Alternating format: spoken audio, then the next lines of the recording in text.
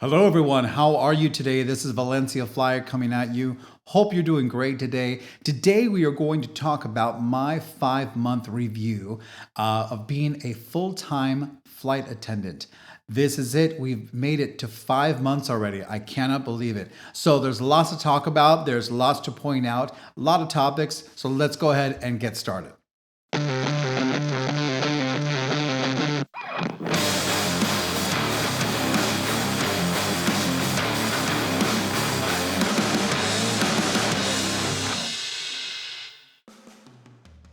So yes, it's been 5 months. It's incredible. It's passed by pretty quick. A lot of things have happened. If I'm also including training, it has felt like a good chunk of the recent time that I have been devoted to this new aviation life of mine. And so let's go ahead and talk about what my whole overview has been over the last 5 months of being a full-time flight attendant for a major U.S. carrier here. So just so you know, I got on the line on August 18th of 2023. And let's talk a little bit about the lifestyle of what it is to be a flight attendant. It is very interesting. It is very unique to pretty much most other careers out there. I used to have a couple of businesses that I ran from home, that I was self-employed, and most of that stuff kept me home. Occasionally I'd go out to do a gig, then come back home. This is almost the exact opposite. I'm spending a lot of my time away from home recently and only coming home for a little bit of time to reset, check in with the family, do little house things, sort of a thing. So it is a very almost a backwards lifestyle that I'm used to. So the lifestyle is something definitely that one has to get used to, and it's not really for everyone, to be totally honest with you. And it takes a special person to be able to do this work, not just because of the work itself, but all the things that surround it and all the things that are required of you in order to be successful at this kind of a job. So let's get a little bit more in depth. Let's talk a little bit about family impact. Now, my particular situation may be very different from yours, but let me tell you what my situation is right now. Most of my kids are grown. My youngest is 19 years old and my oldest is 28. So most of our kids are already outside of the house. So that is one aspect of my family life that I don't necessarily have to worry so much, as opposed to someone who has younger children at home. That could be a completely different thing. So I will definitely, you have to definitely take that into consideration. Before I started going into this job, literally before I even submitted my application, I had a heart-to-heart with my wife and saying, hey, look, this is what it might be. It might be this, I might be away for a while, blah, blah, blah, et cetera, et cetera. So we had a nice discussion about it and we were on the same page. So when it comes to my, the relationship with my wife, we're pretty solid when it comes to this, because we know we're doing this for our future. We know what this job was going to entail, but at the same time, we're getting the benefits for ourselves, plus other extended members of our family when it comes to benefits, when it comes to travel benefits, and when it comes to a little bit more of a secure paycheck, and keeping the lights on, sort of a thing. So there is a little bit of a trade-off, but luckily my kids are grown, so I don't have to worry so much about that. And my wife and I are pretty much on the same page when it comes to this sort of career. So far in that situation, things have been pretty decent. Let's move on to schedules. Schedules can be pretty tricky as well. Being on the line only for 5 months, I am pretty much at the bottom of the totem pole when it comes to seniority. Seniority is everything in aviation, whether you're a pilot, whether you're a flight attendant, it doesn't matter. It's all based on seniority. And because with my particular company, we have approximately 27 to 28,000 flight attendants, I'm in the 26 or 27,000 range. That's my number, somewhere in that vicinity. And so you can imagine that I'm pretty much at the bottom. Not to say that I'm not getting a good schedule, because I am. And when we get a little bit more in depth to it, we are able to let's say, customize our schedules a little bit more, which is really nice. But so far, the schedules have not been bad. I have had a good amount of work, which is good. That's the other interesting thing about this career, is that you can either decide to work a lot or a little. It's like I said, it's very customizable to what you want, what you need. And especially when you're talking about your family, maybe you only want to be gone, for a couple trips a month, as opposed to myself. I'm probably doing I would say I'm doing around between 6 and 8 trips a month, something like that. So if you're only wanting to do 2, it's still possible to do. So don't think that just because you have really young children and you have a lot of things going on that you still couldn't do this job, because it is very possible. And then you just add trips as you want, or take away trips as you want. So it's pretty flexible in that sense. Some of the trips that I have been able to take have been really, really nice. I've visited some really nice places around the US that I've always wanted to go to but hadn't gone to yet. For example, Nashville would be one. Fort Lauderdale would be another one. I just recently did a TO, which we call a transoceanic, which sent me from New York all the way to Zurich, Switzerland. And there was another one I did for Hawaii, a couple I did for Hawaii, and then one that I recently did where I went to Incheon, South Korea, which was amazing. So that was one of my more recent ones. So this job was able to take me to very interesting places that I've just, would probably not be able to do on my own so easily. So it's very, very cool in that sense. Let's talk about flight attendants. Flight attendants have been very, very supportive. I have been, worked with a lot of different flight attendants from different seniority levels that have been there as long as I have, or maybe a little less, to, I think the max that I've ever dealt with someone is like 48 years on the line, and everything in between, right? And the cool thing is they come from all different walks of life. Some it's their first career, some it's their third career. So it really varies. So it's a really nice mix of people to come into this flight attendant role, and I've been able to learn from every single one of them. Now, during training, we are really taught a lot about safety sort of stuff, right? So all of our safety related stuff is during training. They don't teach a whole heck of a lot in training when it comes to the day-to-day stuff that you're actually going to be doing on the line. So when you finally get on the line after training, it's almost like a new education. And I remember when I first got on my first plane, I'm like, all right, what do I do now? We didn't go over all of this, right? So luckily the flight attendants have been very helpful and very graceful in saying, hey, look, let me take you, hold your hand a little bit, show you how this is done. This is when we do beverages. This is what we do with the snacks. This is what we do with the carts, et cetera, et cetera. So they've been very, very helpful in that way. Also, they're very gracious, and for the first timers, like for example, when I went to Incheon, South Korea, they were like, oh, this is your first time? I said, yeah, it's my first time. I'm not exactly sure what to do once I get there. And they're like, no worries. We're going to take you out to dinner. We're going to have a good time. We're going to show you around a little bit. So it's actually really cool. We went to dinner. We went to a sports bar. We went karaoke. We even had dessert afterwards. So we, had a little time around the town, which was wonderful. And it was a great chance for me to get to know and connect with my fellow flight attendants and make those nice connections, because chances are that one day I will work with them again. So it was really, really nice to have that buffer, that hand holding during a first time in Asia. So the flight attendants so far have been wonderful, and it's been a huge help.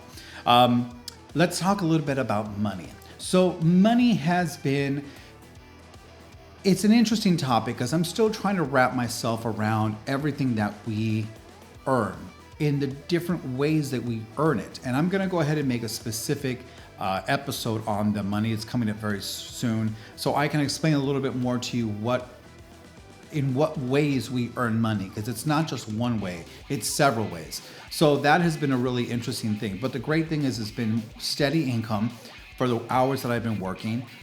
The average working schedule per month, I would say, is between I would say it's between 70 and 90 hours, somewhere in that vicinity. 70 to 90 hours is a regular everyday flight attendant monthly schedule. Now, I have been working a little bit more. I've been ranging more around the 120 hours, so I have been working a lot. I have been flying a lot these last 5 months. But like I said, you can customize it. You can start with the schedule that gives you, let's say, 75 hours, and you can go down to maybe 30 or 40 if you're able to drop some of your trips, or you can pick up some more trips like I have and make it 120, 130. I've even heard of some people working 140 to 150 hours a month, which is a lot. Let me tell you, that's, it's a lot, trust me. You're pretty much always on the line. So I'm still trying to find that little bit of a balance between work and life, that balance. And I think I'm figuring it out, but right now I've been working a lot because I want to learn. I want to go out there and see what it's all about and just to be a better flight attendant. So that has been good, and it has been giving me a good steady paycheck, which is nice. I'm able to pay the bills, keep the lights on, etc., etc. Now, that being said, there are expenses, okay? So the biggest expense, typically in order for us to do our job, is either a crash pad or a place to stay during the days that we're on call. Now, if we're on an actual rotation, let's say I'm on a 3-day trip, my company pays for our hotel stays during that rotation. But before and after that rotation, it's up to us as flight attendants to go ahead and incur those costs. So when we're not flying, but waiting for a flight, and if we're in, if we're not based in our home city, for example, I was based in Detroit for the first coming out of training. Then recently I was transferred over to Seattle, which is much closer to where I live. I live outside of Portland, Oregon. Seattle is still around 3 hours away driving, but technically I'm still a commuter, technically. So sometimes there are costs that I incur. If I had a crash pad in Detroit, that was probably, let's say around $300 a month, somewhere around that vicinity. In Seattle, you can probably find something for more or less the same amount. But recently what I've been doing is not doing the crash pad as much and only doing it when I need to. So I've been doing more the hotel way. We'll see which comes out a little bit more financially, savvy, if you know what I'm saying. But it's still something I'm trying. It's just trying a different way to do it. So that's one of the costs that comes in, is just your stay, whether it's a crash pad or a hotel stay. Also, food. Food is one thing that you can certainly bring food from home, but if you're commuting and you're gone for like 3, 4, 5, 6 days, depending on your trips, especially if you back them up back to back, the food that you pack at home is only going to last for so long. It'll last maybe a day or 2 days at most. And then at that point, you're going to have to go out and buy yourself some food.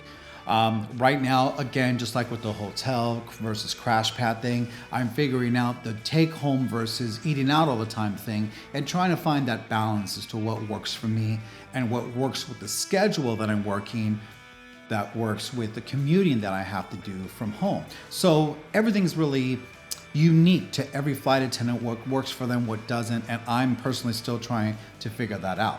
Now, speaking of commuting, I am right now, like I said, commuting from my home place, which is near Portland, to Seattle. Now, before, my flight from Portland to Detroit was around 4.5 hours. Now my flight is about 30 minutes to Seattle, which is fantastic.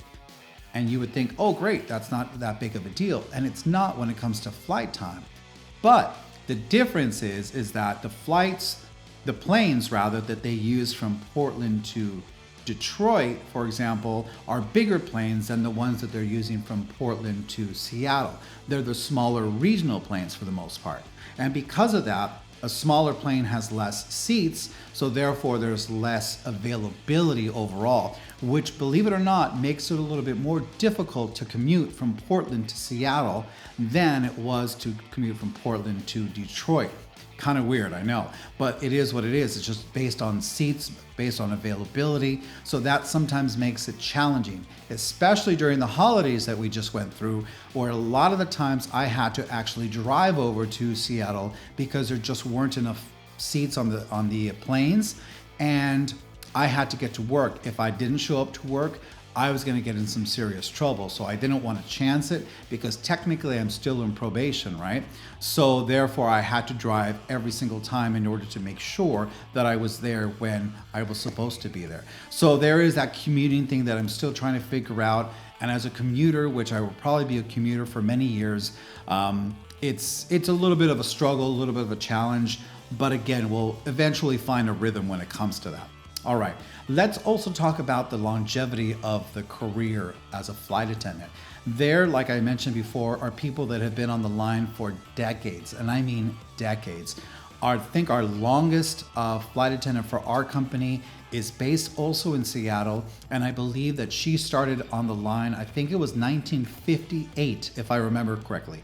1958. So that's quite a while. And yes, she still flies, and she's in the number one spot. So it just shows that this career can go for many, many, many decades. I personally can see the allure of staying in this for quite some time. There are great benefits. There's, again, like the obvious is the travel benefits. You're also going to get health benefits depending if you elect to do that. 401k sort of stuff, all the financial benefits. So there's really a lot of great benefits that go along with it. Now, again, you can do it as much as you want or as little. I think FAA regulations require a flight attendant to have a minimum of 540 hours per calendar year that you're flying. And if you do the math, I could be wrong, but I think the math was around 11, 12 hours a week that you're flying in order to, compile those 540 minimum hours that you have to do as a flight attendant. So that basically means that leaves a lot of room. And a lot of flight attendants have a lot of second, maybe even third jobs or businesses that they run on the side. It's very, very common for a flight attendant to do that because, again, our schedules can be so customized and so flexible that we're able to do that. So that is the one nice thing, and I think one of the biggest benefits to people staying in this career for so long, right? I personally myself can see myself staying in this career pretty much to the end, pretty much till the end. There's some great benefits. I love my company. They've treated me very, very well. And I look forward to many, many years with this company. So longevity with all flight attendants seems to be pretty long when it comes to this type of career. Now, what kind of person could and should do this kind of work? Well, I personally believe that if you're an adventurous spirit, you like to travel, you like to see things around the world, you like to deal with a lot of different people, whether they're people that you normally work with or brand new people that you're meeting as customers on the planes, and you're into different cultures and you're into different languages. And shopping. Shopping's a big one.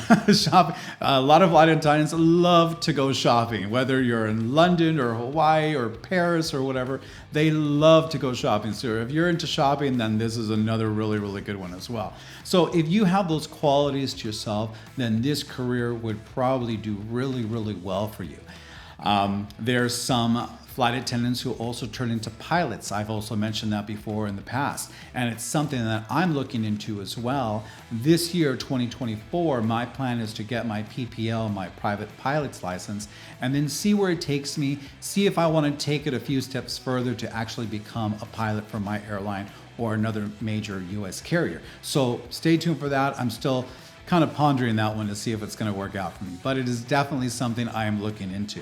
So again, this is something that is very exciting, very adventurous for that kind of a spirit. So if you have that kind of spirit and you love dealing with people, then this would be a really, really good option for you. Something to definitely look into. So, all right. So overall, in summary, guys, again, it's been 5 months that I've been on the line. I am enjoying myself very, very much. There's been so many things that I've been checking out, still learning. You know, you're never going to stop learning, nor should you. It is something that I'm always learning. It's like, oh, I didn't know that. Oh, that connects to that. I get it now. So there's so many things that we still have to learn once we get on the line, not to mention our continuing qualifications that we have to do every 6 to 18 months. We have to do tests to stay current with our certifications, right? So we're always learning, we're always studying. So it's not something like you're just gonna leave that behind once you've left training. It's not. You have to continue training and continue learning and continue your qualifications over the span of the career. So for me, I like that because I love to learn, right? And but again, overall, it's been great. I believe that next year I'm going to have a lot more excitement because I haven't done a summer yet. So I'm looking forward to summer. I hear it can get a little crazy. It can get a little busy, right? But there are a lot more trips to supposedly choose from, a lot more places that we might be going during the summer. During the winter, they kind of tend to limit things a little bit more compared to the summer. So we're going to see how that goes. But overall, everything has been great. Everything has been exciting. My family and I are still on board with everything. Everything is cool. Nothing has fallen apart in my life, so to speak, except me losing my laptop. But other than that, it's okay. And it's been great so far. So overall, it has been wonderful. You know, 9 out of 10 so far with everything, you know. Why not a 10? Because again, that commuting thing is still a challenge for me. And to be honest with you, sometimes it could be a pain in the butt because if there's a flight that is booked and I can't fly to my base, then I know that I have to get there another way. So that sometimes can be probably the most difficult part of this job so far is the commuting.